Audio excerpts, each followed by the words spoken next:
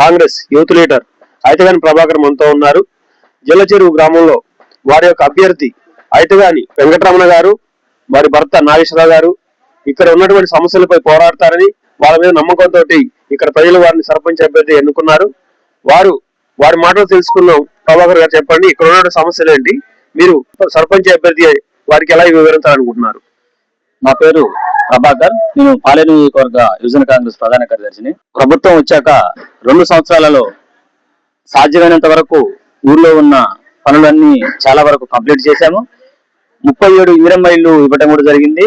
ఇంకా 4 దఫాలలో ఎంతమంది పేదోళ్ళు అయితే ఉన్నారో ప్రతి ఒక్కరికి అందరికీ కూడా ఇల్లు మంజూరు చేసే పనిని మా సారు మంత్రి గారు ప్రోత్సాహం ఇచ్చారు. 124 రేషన్ కార్డులు కూడా కొత్తవి. గత ప్రభుత్వం ఇవ్వనటువంటి రేషన్ కార్డులని ఒకే దఫాలో 124 కొత్త రేషన్ కార్డులు మంజూరు చేయడం కూడా జరిగింది. అదేవిధంగా మిగిలినటువంటి సిసి రోడ్లు ఎన్నైతే ఉన్నాయో అన్ని కూడా కంప్లీట్ చేశాం. ఇంకా కొన్ని ఉన్నాయి, 300 కొత్తగా పెండింగ్ ఉన్నవి, అవి కూడా రేషన్ కార్డుని మంజూరు చేయడానికి మేము సిద్ధంగా ఉన్నాం.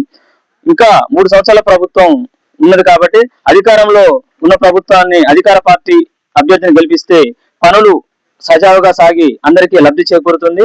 ఎవరికైతే ఏ అవసరాలున్నా మా అభ్యర్థి ఐతగాని వెంకటరమణ నాగేశ్వరరావు గారు అభివృద్ధి పదవులు నడిపించడానికి ముందుంటారు. ప్రజల్లో తిరిగే మనిషి, ప్రతి ఒక్కరికి మేలు చేసే మనిషి. అతన్ని అత్యధిక మెజారిటీతో గెలిపించాలని కోరుకుంటున్నాను.